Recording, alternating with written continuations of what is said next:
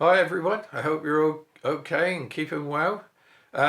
Today's video is going to be a little bit different to my normal ones, and the reason why is because I've been on YouTube for about two and a bit years, and over that time I've had a few messages and questions about my photography, my channel, and I thought, well, I think it's about time I probably answer them publicly. And so I've written down all these questions on my phone. And anyway, oh yeah, by the way, if anybody's not interested in what I'm going to say, that's fine. Just zip through it and you can get to a slideshow which I'll put on after I finish talking. Okay.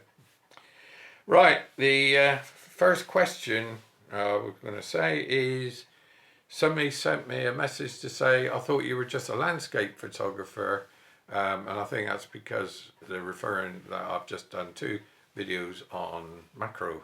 Well, macros because of lockdown, and I love macro anyway, but I love other genres, portraiture, all sorts. As you see in the slideshow, it's just a snippet of what I've done in the past. Right, okay. Second question. Somebody asked me, why don't you ask people to subscribe to your channel?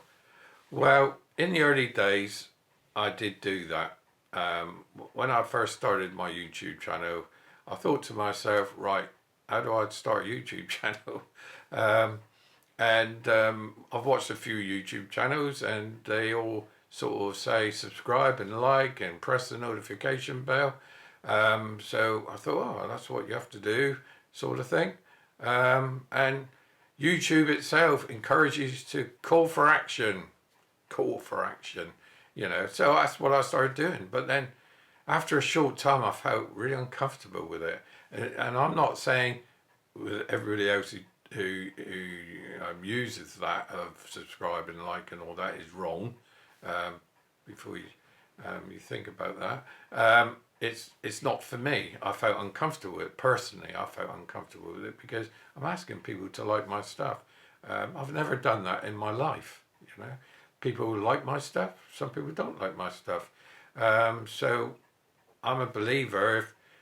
If somebody wants to subscribe to my channel, put a like there, do it. I don't need to ask them to do that. So, and I'm not into numbers. What I do care about is the people who subscribe to my channel, who put some great comments on them, on my videos.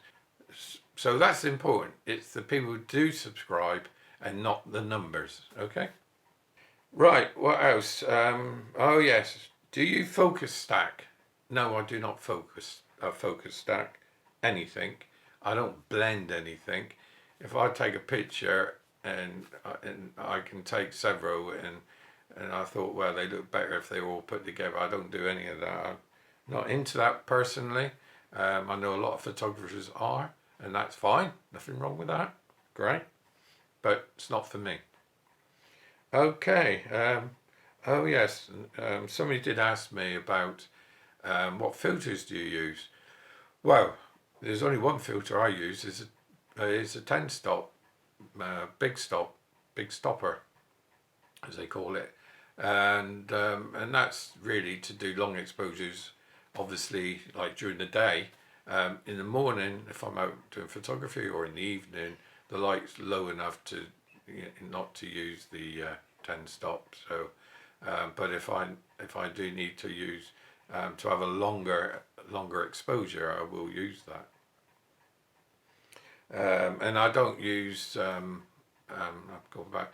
And I don't use polarizers, or I don't use grads. I don't like grads. I just don't like them. They're too artificial for me. Polarizers, it's all about really punching those colours, as you know. I'm not really into that either. And I'm not into killing out reflections. For me personally, when I've looked at a across the sea or on a river or a lake, and I get this blinding light, and it's just like, wow, I want to capture that light. I don't want to dull it down, I want to capture it. So I embrace that light, and that's what I do. And the next question is, oh, the rules of photography. Now, this is one really sort of annoys me a little bit, because I hear a lot about the rules of photography on YouTube, which is don't use f/22, that sort of stuff, rule of thirds. If you get bogged down with all these rules, your mind doesn't become creative, For me, there's no rules in photography at all. You want to go out and take something you want to take, and if it looks good to you, it's okay. There's nothing wrong with it. To any beginner, don't get bogged down with all these rules you see. f/22, I mean, that's a prime example for me. f/22 isn't in a rant, really. It's just, this is really for people who are really starting out to not get bogged down with the f/22. And I've seen top photographers saying, f/22, it sort of softens your images. Yeah, it does. But you wouldn't even notice it until you blow it up 200, 300, 400%. And this is, I find, which is wrong in photography.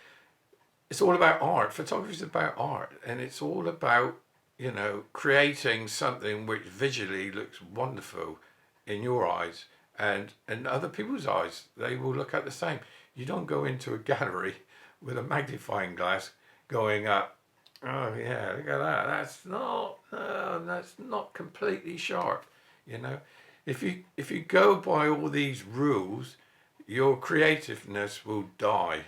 It will get bogged down with it. So forget about the f/22. Use f/22, and don't blow it up to 200%. Look at it and thinking, wow, that looks great.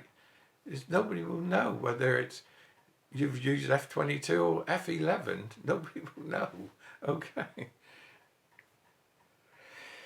Right. Oh yes, in this slideshow, some of you will recognise some of the images there, some won't. But in there's a couple of sport ones, surfing and stuff like that, and waves and whatever. I could easily, when I take a wave or a surf shot, I could just put my finger down and go zzz, and then go through 100 and pick out the one which I've captured. I find that's quite a lazy way of doing it. So every image you see on the slideshow, especially with the sea, anything to do with the sea, which is surfing or waves, it's a one shot. It's not a zzz, and picked out image. It's a one shot. And the reason why I like doing that, the challenge of it for one, but the second thing is what I do is before I take a wave photo, I'll sit on the coast. I can sit there for ages and I'll watch the waves. Bang! I see a rock. It's hitting. Bang!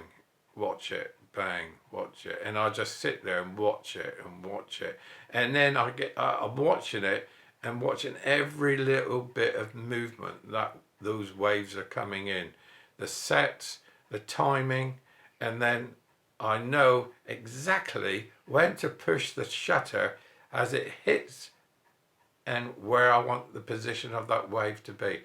So what you see in the slideshow is exactly just one bang. Okay, and it's the same with surfers. But I think it's for me, you need to get to know your subject. So what I normally do is I go down there and you watch the surfers, or you watch a certain surfer, and as you keep watching, they have like a routine, and then of riding the wave. So you watch them and watch them and watch them, and in the end you end up capturing, because when they're going to do whether it's run along the top of a wave or go underneath or zip up a wave. And there's a couple images in the slideshow, which again is a one take image. Anyway, I'm sure there's a lot of you out there who may have watched this. You totally disagree with everything I've probably said, which is fine. It's just my opinion, my views.